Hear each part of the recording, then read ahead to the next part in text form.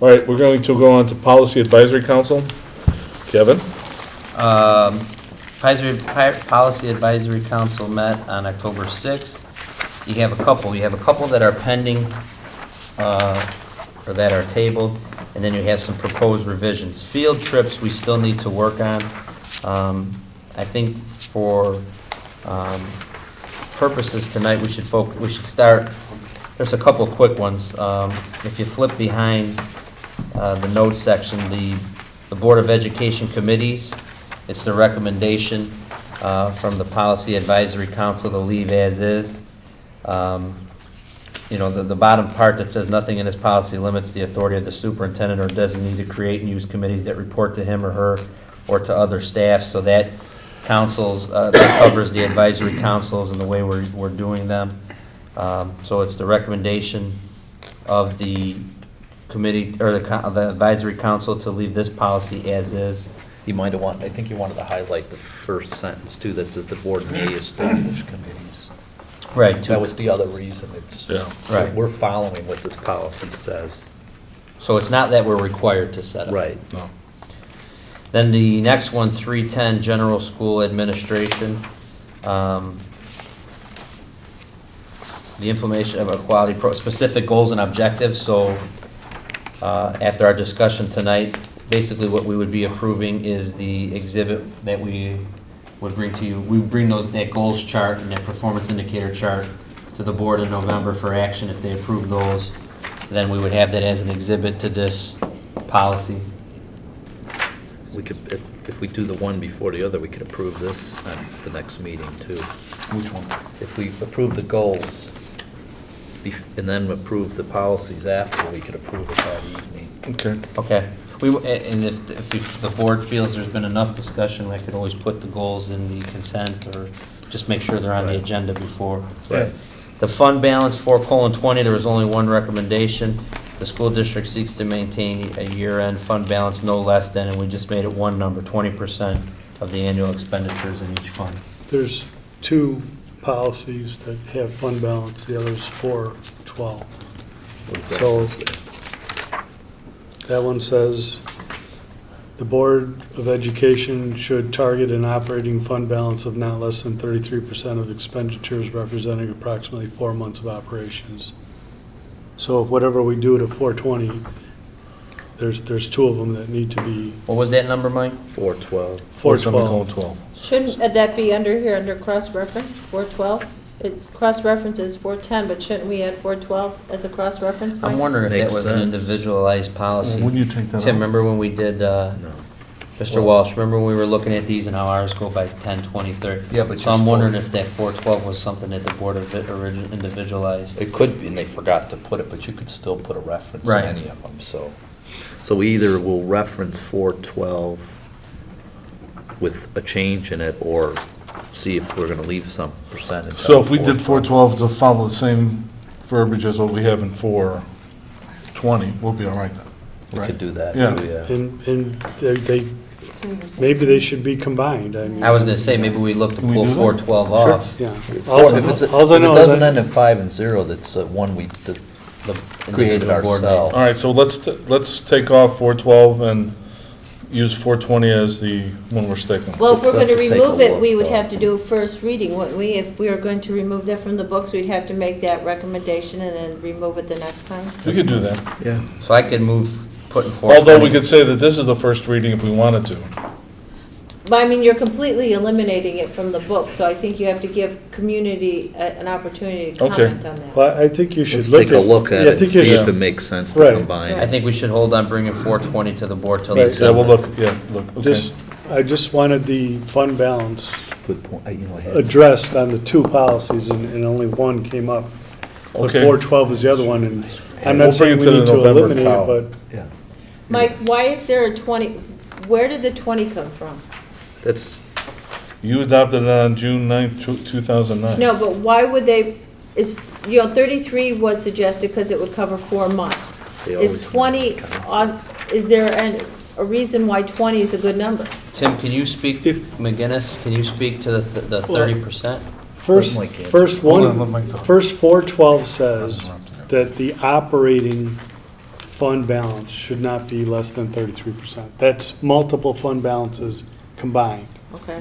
And then the one that was added in June of '09, which was in conflict, said year-end fund balances, which is be individual fund balances, no less than a range of 20 to 30%. So you could have a fund balance of 20 and a fund balance of 40, and they would, you know, so they're talking about two different things. Okay. And I just, when I had been asking for the few months that we just kind of get them in back into what we're doing with. All right, let's our do thing this. This year is 20% was our goal of the operating fund balances, was in direct conflict with our policy that says we should be 33%. So they were gonna come and do something to recommend that we, All right, we'll look at it, we got a board, we have a meeting coming up when? November 3rd? We'll meet with the policy council in November, and we'll bring action to the committee. We'll bring a review in end of November, and we'll bring action in December Okay, for related to fund balance. 635 is a first read. This is a draft of a policy that other high school uses.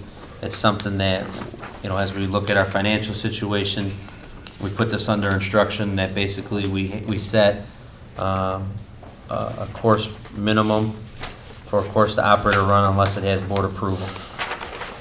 Was this one supposed to be 635? Because, We did it, we had a change, we looked at it, Mary Ann and I looked at our current policy book, and we're trying to align it within where it fits.